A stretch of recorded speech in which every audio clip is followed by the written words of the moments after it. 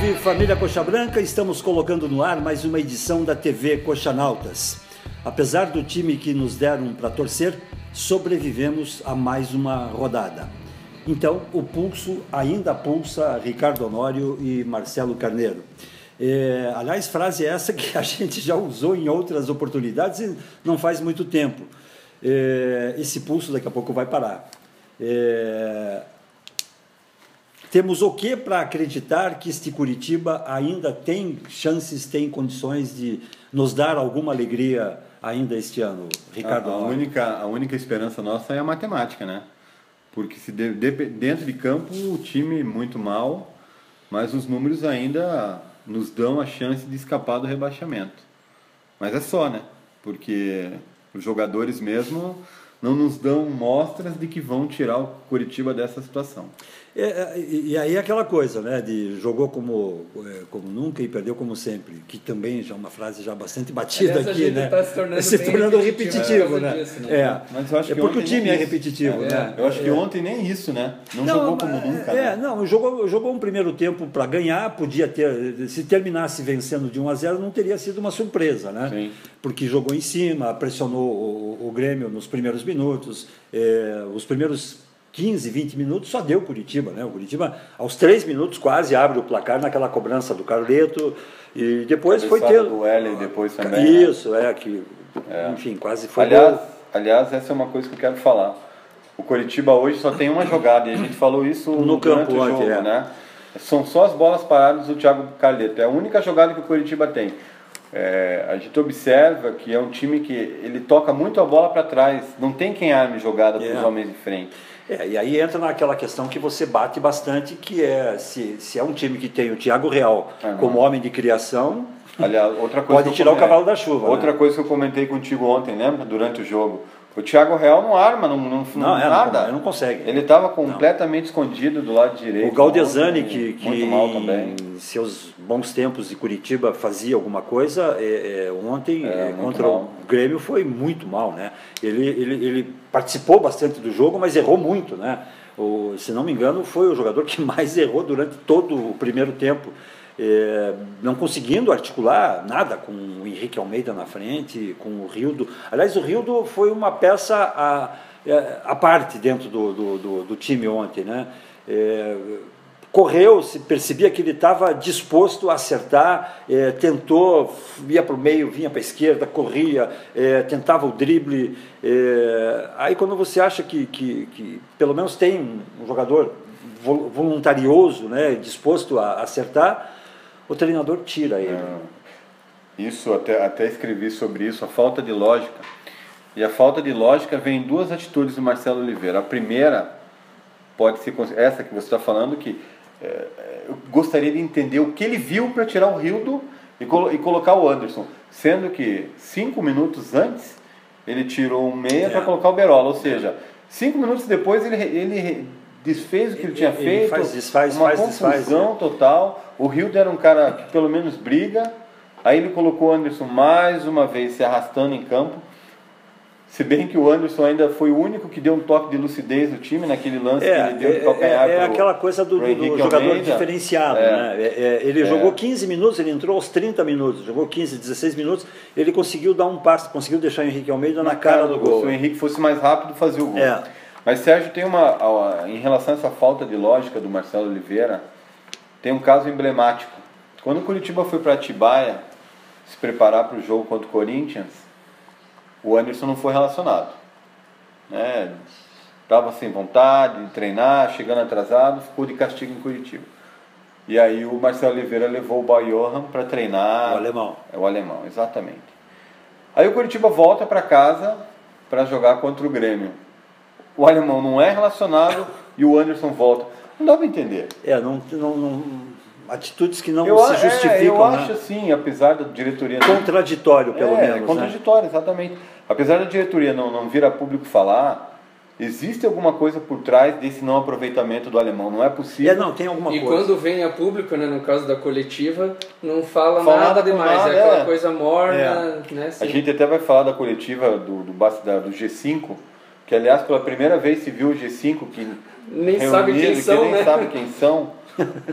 Mas o Curitiba está em queda livre devido a essas coisas, essas faltas de como você mesmo falou ali, de coerência, né? Não dá para entender algumas atitudes. Né? O Marcelo Oliveira eu não entendo mais. Eu fui a favor, gosto dele como pessoa e como treinador, tenho lá minhas razões, mas ele está se perdendo, né? Essa saída do Rildo ontem, na coletiva ele justificou, e aliás a imprensa nossa cobra muito pouco esse tipo de coisa, né? A imprensa não cobra. Ficou meio no ar assim, e aí ele aproveitou e se justificou, porque achou que alguém poderia cobrá-lo. Então, talvez até fosse interessante trazer ele aqui para conversar com a gente, porque a gente tem muito que cobrar dele. Mas não vem, né? Não vem, claro, não viria. Mas ele se justificou com essa saída do Rildo, dizendo que ele achou que o Rildo não estava rendendo mais a mesma coisa que no começo do jogo. Se o jogador não quer jogar mais, ele pede para sair, olha, não estou aguentando mais, eu estou cansado. Mas o Rildo não pediu para sair. Mas aí, tudo bem. Mas aí é o seguinte, o Rildo está cansado, então ele coloca um atacante, colocasse o Iago ou o Filigrana, que eram as opções que ele tinha no banco. Agora, ele desfazer o que ele tinha feito 5 minutos antes é que não dá para entender. Não faz sentido, não. É por isso, entendeu? Isso aí... Enfim, e são por coisas como essa que o Curitiba está em queda livre. A situação cada vez mais complicada no campeonato. Eu não lembro, na minha história de torcedor coxa branca, eu não lembro de uma crise desse tamanho, crise administrativa, crise financeira, crise técnica. O Curitiba está mal em tudo, né? O Curitiba deve um dinheiro que não tem, nunca vai ter, desaprendeu, não sabe mais jogar bola. Não ganha nem em casa mais. Não ganha mais nem em casa. A própria torcida está desanimada, o Coxa está perdendo a torcida não está mais do lado. E é o que eu disse na última coluna, na penúltima coluna, é mais um grupo, se não vencer contra o Grêmio, é mais um grupo de torcedores, porque contra o Grêmio foram quase 15 mil torcedores, 10 mil pagantes que e vão 4 agora no Cruzeiro. Você vai ver contra o Cruzeiro. Vai diminuindo. Diminui. E aí você veja, tem gente que não volta mais. Não, e nem fazendo promoção, liberando a entrada de mulheres e crianças. O cara vai lá para o campo se irritar, né? A situação é crítica. Eu estava até analisando, eu fiz até uma projeção, eu sou um cara otimista, todo mundo sabe disso. A mesma projeção eu fiz nos 4 anos anteriores, e acertei todas, Curitiba não caiu, e esse ano ainda eu acredito que não caia também. Eu quero ver. Pelo menos mas esse ano mudou um pouco, esse ano você não publicou as suas Não vou publicar, mas Mas vai mostrar pra gente aqui na televisão. Tá aqui, ó. O Curitiba, para mim, acaba em 13º lugar com 46 pontos, ou seja, ele tem 10 rodadas, ou seja, 30 pontos para conquistar 18. Vai ter que ganhar uma fora de casa. E eu acho que o time ganha do Vasco da Gama lá no Rio de Janeiro. O Curitiba sempre costuma aprontar. O Maracanã faz bem ao Curitiba. E como o Vasco já anunciou que vai jogar no Maracanã, eu acho que a nossa vitória fora de casa pode vir de lá. Então assim, eu sou torcedor. Depois do Vasco é o Sport. Depois do Vasco, o Sport. Mais uma fora. Né? Um empate na Ilha do Retiro. Depois volta a jogar aqui contra o Avaí. O Avaí. Um time que quer escapar do rebaixamento tem que ganhar do Avaí. Sim, ainda mais jogando em casa. Você abriu o programa falando que a matemática ainda é a nossa esperança, né? Mas aí a estatística, eu acho que já não é, né? Não é estatística. A estatística, por exemplo, nós temos aqui, ó. A gente tava com aquele bolo, né? E até o Sérgio esses dias comentou que aos pouquinhos vai escapando vai escapando o outro, né? Você vê nas últimas rodadas, né? O Goianiense perdeu, o Avaí perdeu as 3 últimas, Ponte Preta empatou, o Chapecoense vem perdendo também. O Vitória joga hoje, né, no dia que a gente está gravando aqui, mas perdeu a última e deve perder fora de casa. Mas daí, por exemplo, Sport, São Paulo, Fluminense, Bahia, estão tudo ali tirando distância, né? A gente tem 10 jogos para tirar ali 7 pontos. Marcelo, para mim... É muito difícil, mas é muito difícil, mas ainda há esperança. Para mim caem Atlético Goianiense, Avaí, Ponte Preta e Vitória. Eu acho que o Vitória cai. Tomara, cara. Atlético Goianiense, Avaí, Vitória e Ponte Preta. Eu até separei um comentário aqui do Admir. Ele fala que a matemática permite, né, mas a mesma matemática mostra os números terríveis. Né? A média de pontos nossa até agora é 1 ponto por rodada. Exatamente. Então, teoricamente, a gente vai fazer 38. Né? É muito pouco, né? Então não é difícil. Olha, se a gente fizer 38 pontos, pela minha conta aqui, o Coritiba acaba em 18º. À frente do Avaí, que deve acabar com 37, e do Atlético Goianiense, que eu coloquei acabando com 30. Eu acho, eu espero que você esteja coberto de razão, até porque aqui você, Brasileirão, final 2018. 2018 não. Ato falho. Falho. Ele quer o time na primeira divisão de qualquer jeito, a qualquer maneira. custo. Eu acho que é Atlético Goianiense, Coritiba, Avaí e Ponte Preta.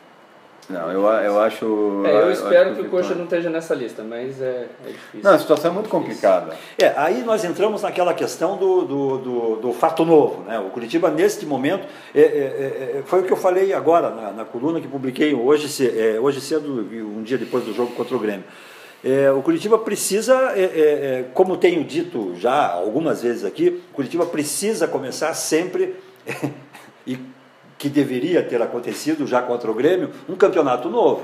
Saber que tipo de campeonato ele passa a disputar a partir daquele sucesso ou insucesso. Foi o que até vocês comentaram na live no jogo, isso, né? Você fala, hoje começa um campeonato novo, daí perdeu. Pois é. Então começa um novo campeonato. Vai ter que começar um novo campeonato. Só que agora não é mais um campeonato, agora é uma partida só, como se fosse uma partida só, ou quem sabe até, com um pouco de boa vontade, uma partida com uma prorrogação, tendo que vencer, porque agora vai ter que começar a somar ponto fora de casa. Mais um pouquinho a gente está o Fluminense de 2009. Exatamente. Mas não tem o time, mas não tem o time do Fluminense. Eu como torcedor, o lobby. Eu não tenho por que jogar toalha faltando 10 rodadas. Claro.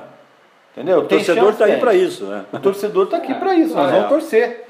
Nós não somos os profissionais no clube, claro, não somos torcedores rivais. Ninguém tem compromisso com o sucesso aqui, o compromisso com o sucesso é do time, né? Exatamente. A gente erra nas avaliações porque é torcedor. Eu acho que não é uma queda para a segunda divisão que vai fazer com que as coisas se consertem na alta. Isso pode acontecer na primeira.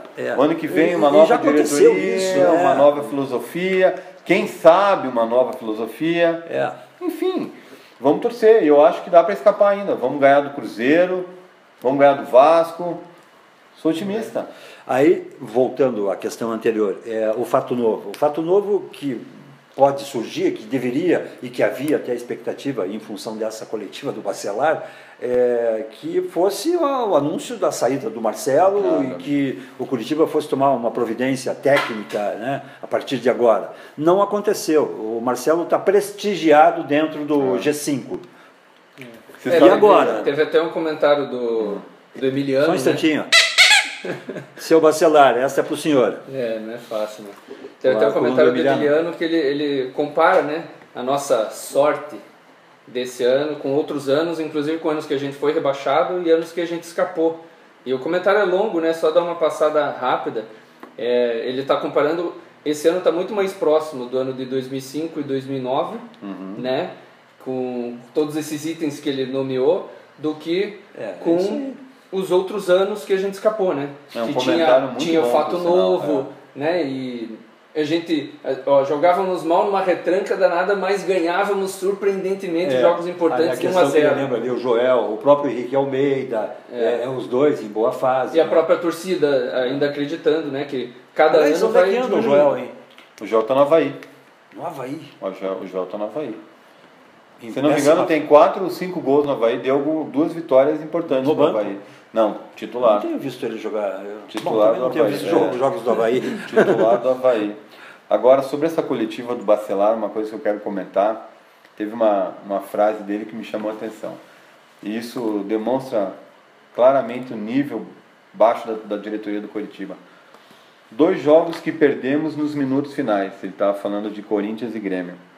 A torcida quer que o técnico saia, mas apoiou quando ele chegou. Ou seja, o cara não tem argumento nenhum e ele está jogando nas costas da torcida. Responsabilidade nas costas da torcida. Era só o que faltava. Ele não quer assumir a responsabilidade. Essa coletiva que o G5 do Coritiba acabou de dar é mais uma das piadas que começou lá atrás, há 3 anos, quando da inscrição da chapa do Errorex, e eu não vou cansar de falar isso, porque o erro todo começou lá atrás. Mas assim, para o Bacelar, o que ficou evidente na coletiva é que o único problema da equipe do Coritiba é que a equipe entra em campo com uma mentalidade perdedora. Para ele o problema maior é esse. É isso. Agora, quem que traz... É só psicológico. É só psicológico.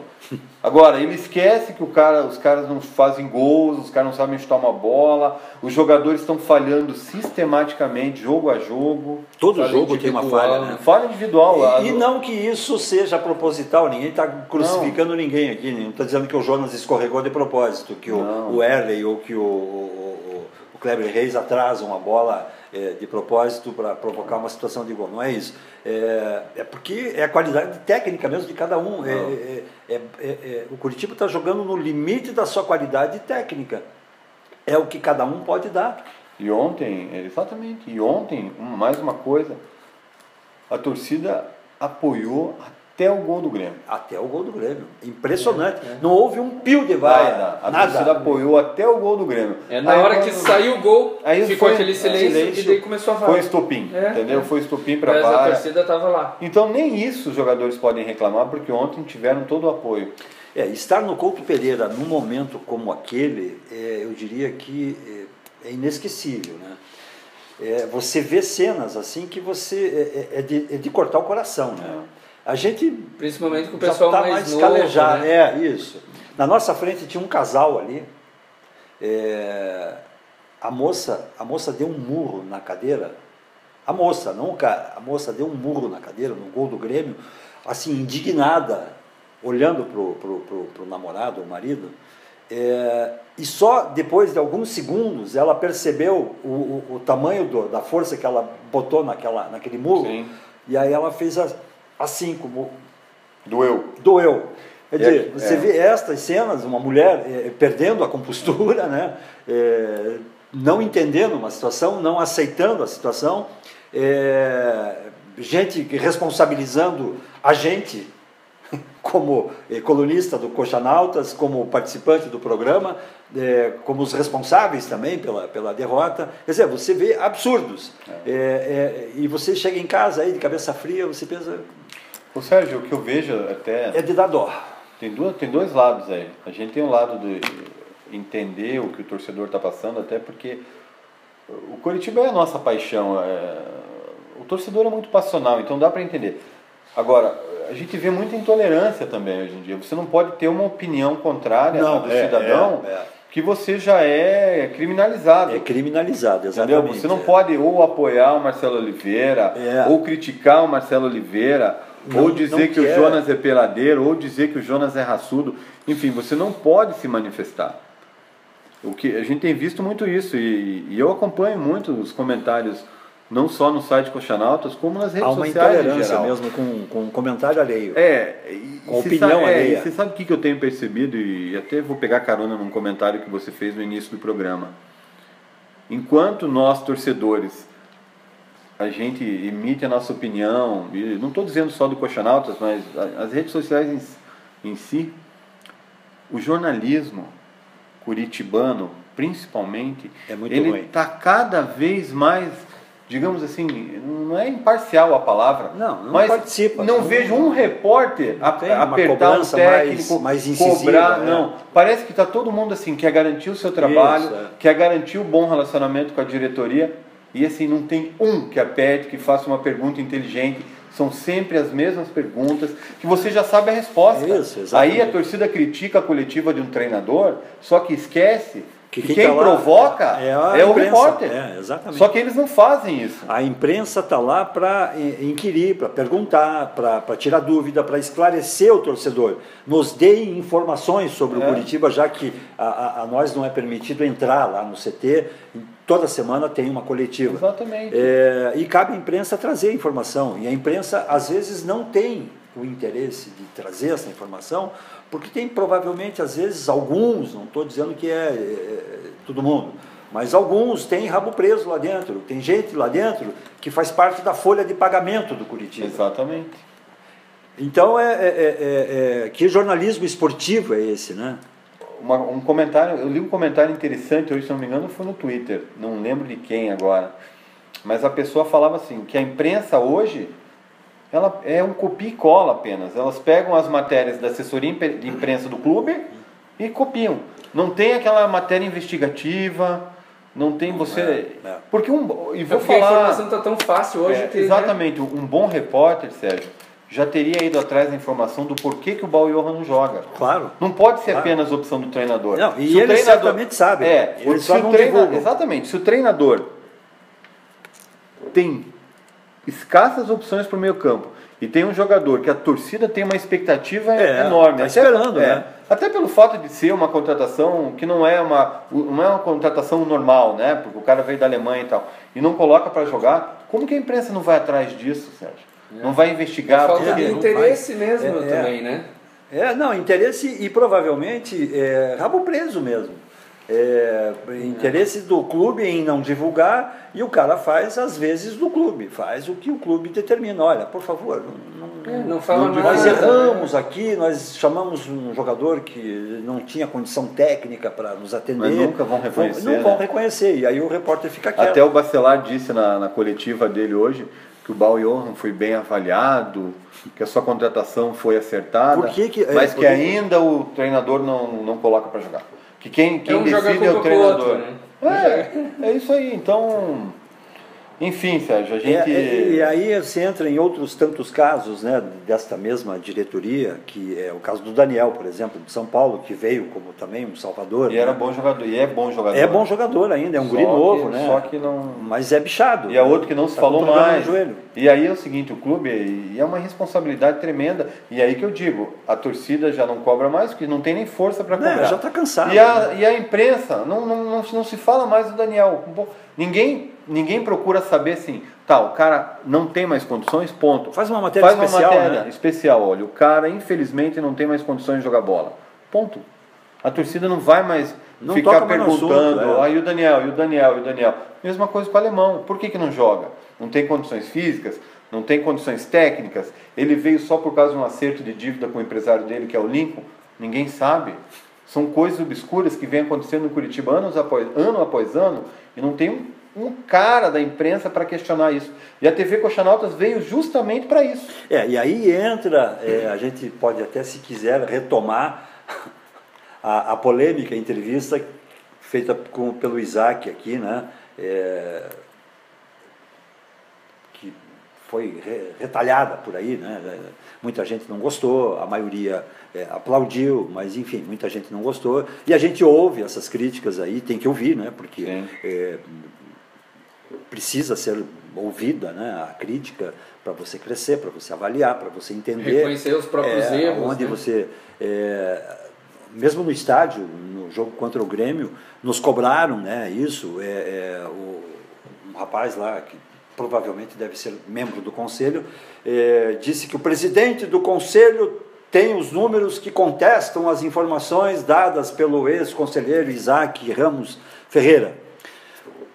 Então, que venha, né? A gente já colocou isso à disposição, porque, inclusive lá naquele momento, o Honório falou isso, as portas da televisão estão abertas para o presidente do conselho ir lá se defender. A própria imprensa, diante de um fato desse, não se manifestou, né? Como se isso fosse um caso comum. Exatamente. E de fato só que está se tornando comum. Ou a própria imprensa não se manifesta, até para não desagradar ninguém. É isso que eu digo. Jornalismo investigativo mesmo, a crônica esportiva paranaense não existe mais. Nem na imprensa esportiva e nem no dia a dia, na política. Na política, eventualmente, surge muito pontual, diário. O nível dos profissionais vem caindo, né? Mas, enfim, a TV Coxanautas, ela veio justamente para isso. Para passar o Coritiba limpo. Nós queremos levar ao torcedor do Coritiba as informações que o torcedor não tem, e que nós também não temos. Mas nós vamos atrás. E nem era essa a intenção inicial, né? Não era, mas passou a ser. Quando a gente começou o programa, a fase era outra... né? O momento era outro. Se você pegar o nosso primeiro programa... A gente começou na empolgação justamente com o time, né? Eu sugiro... No primeiro programa você fala, e nunca estivemos tão felizes assim nesse momento.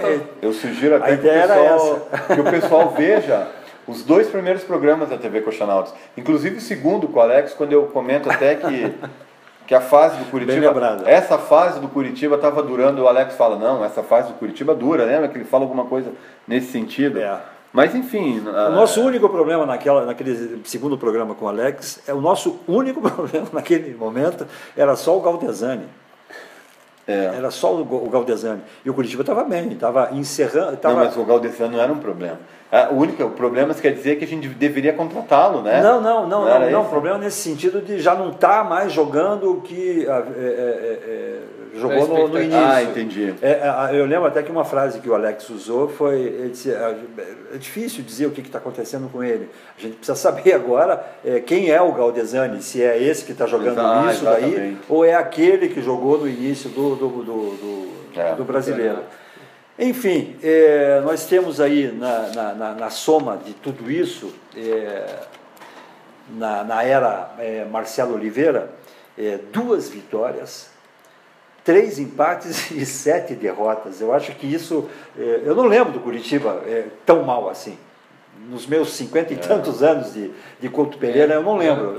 Então, estatisticamente é muito ruim, está muito ruim. Até falei para o Sérgio ontem no jogo, não, a gente vai ganhar do Grêmio hoje, porque não é possível que o Curitiba entre na 9ª rodada sem ganhar. E entrou, e faz a 9ª rodada. E a gente sempre vai até a 8ª, né? Daí ganha um jogo, né? Antigamente era o setembro negro, né? Esse ano é o setembro-outubro negro. Dobrou a nebulosidade para o Curitiba esse ano. Até o pessoal questiona, né? Sorte, azar, tal. Daí tem um comentário do Edson, ele fala, né? Azar... Estou ouvindo isso faz 5 anos já. Sempre que o time joga bem, não ganha. Daí ele vê os outros times jogando bem, jogando mal, mas estão ganhando. Né? Então isso, na opinião dele, prova que o time realmente é uma farsa. E o resultado foi justo. O time é muito ruim. Fazia tempo que eu não vi um Curitiba tão ruim assim. Mas também tem tido muito azar. Aquela bola na trave do Mas isso faz parte, né? Se o time estiver bom... estiver indo bem, mesmo com essas bolas na trave, tal, as coisas vão acontecer. Isso é do futebol. Mas você sabe uma coisa que a gente não pode esquecer? Que eu acho que grande parte dos problemas do Curitiba nesse Campeonato Brasileiro tem origem nisso também. A atitude impensada do Kleber contra o Bahia. É verdade. A gente não pode esquecer disso. O Kleber é um dos grandes responsáveis por esse marasmo do Curitiba no Campeonato Brasileiro. Eu até agora não sei se é verdadeira a informação de que ele pediu afastamento e tal. Muito provavelmente, eu não acredito que ele tenha feito isso, mas o cara saiu de cena no momento que o Curitiba mais precisava dele. Ele... Saiu de cena, na verdade, Sérgio, tinha que ter cabeça naquele momento. O Curitiba estava lá em cima. Ele saiu de cena... A coisa começou a degringolar ali, né? No jogo contra o Bahia. O Bahia depois veio o empate contra o Corinthians, que era um jogo para ele brilhar. O Curitiba estava lá em cima ainda. É verdade. Aí ele saiu de cena, daí ele voltou, se não me engano, contra o Vasco. Não, ele voltou contra o Avaí, depois ainda jogou contra o Vasco, né? Desculpa, o Vasco é antes. Ele fez os 2 gols contra o Vasco no empate em 2-2. É verdade. Que nós tomamos lá na Vila Capanema, inclusive. E ainda participou do jogo contra o Avaí, que foi o último jogo dele. Isso. Né? Mas isso antes da punição imposta pelo STJD. Depois ele voltou, ele chegou a jogar uma partida ainda. Não, isso depois já da punição dele, jogou sob efeito suspensivo nesses jogos. Exatamente. Ou seja, ali o Kleber a gente não pode esquecer, ele também, a atitude impensada. Bastante responsável, sim, claro. Impensada dele gerou tudo isso para o Curitiba, né? E outra situação, se é para fazer a rapaziada sentar no colo, o Anderson, né? Que veio para ser o salvador da pátria, era o homem do meio de campo, habemos meio de campo, né? E não foi bem assim, o rapaz veio, jogou um paranaense, nos ajudou, o começo do brasileiro foi bem, de repente, naquela negociação que não vai, fica, não fica, ele quando voltou a vestir a camisa do Curitiba, voltou mal. Ele, na verdade, ele não chegou a disputar o começo do brasileiro porque ele se machucou contra o Atlético. Ele estava machucado, é verdade. Quando ele voltou já para o brasileiro, ele já não era mais o mesmo. A última boa partida do Anderson foi contra o Atlético Paranaense na Baixada, no 3-0. Depois ele já teve uma queda técnica. É verdade. Eu não lembrava disso. Uma queda técnica e um aumento de peso, né? A gente não pode falar uma queda de peso, ao contrário. Uma queda técnica e um aumento de peso. Poderia ser, né? Um aumento técnico e uma queda de peso, mas foi justamente ao contrário. Então essas coisas explicam aí o Coritiba, onde a cereja do bolo da mediocridade é a entrevista do senhor Rogério Portugal Bacelar. E assim terminamos mais uma edição da TV Coxanautas, tendo o jogo no meio da semana contra o Cruzeiro. Não é preciso nem dizer, né, que a vitória... Só a vitória interessa. Só a vitória interessa. Não há outro resultado. A gente dizia 1 isso... 1 a 0, gol do Kleber Reis de cabeça. Que seja de quem for, que seja do Wilson, seja contra... Quero. De quem for, que seja 1 a 0 e que consiga cumprir aqui essa tua previsão. Pode ser até do Sobrenatural de Almeida, né? Sobrenatural de Almeida. Pode ser até mas que esse Curitiba volte a vencer, pelo amor de Deus. Precisa. A impressão que a gente tem é que se venceu, mas vencendo bem o Cruzeiro, desencalacra, né? Vai embora. Daí até cumpre aí a previsão certinha. Até pode não cumprir, pode até não cumprir, mas porque a gente sabe que não tem time para eu pelo menos acho que não tem time para tudo isso. Mas enfim, pode chegar mais próximo disso e pode nos dar esperança ainda de ver luta, né? De ver briga, de ver fato novo acontecendo, sei lá, que vistam essa camisa de outra forma, que conversem entre eles, que façam o que ainda não fizeram, que eu não sei o que é, porque não deixam a gente acompanhar, a gente não sabe o que acontece. E a gente sabe que tem muita coisa escondida lá e que uma hora deve vir se a imprensa permitir. O último comentário, né, da mesma coletiva do Bacelar, ele disse que a prioridade do Curitiba hoje são duas. Né? Você vê como o cara é perdido. O título do Brasileiro Sub-20, que isso não devia ser uma prioridade, devia ser uma consequência, né? Agora, né? Nesse momento atual. E a fuga do rebaixamento. E aí que após a decisão da próxima sexta-feira, aí os jogadores estarão liberados para o Marcelo Oliveira utilizar caso ele queira, os jogadores do Sub-20. Então a gente pode ter até algumas novidades do Sub-20 e em relação já para as próximas partidas. O jogador poder jogar no Brasileirão, tem alguma limitação em relação a isso? Não, pode. Teoricamente está todo mundo inscrito. Sim, porque eles estão inscritos no BID, né? Então eles podem... O BID é único. Eles podem atuar de qualquer forma. Só não pode vir jogador de fora, né? Não, jogador. Contratação nenhuma mais. Eu não sabia, eu achei que era separado. Não, os jogadores do Sub-20 já podem jogar. Então, de repente, a gente tem aí um mosquito relacionado, pelo menos, entre os convocados para as partidas. Tomara.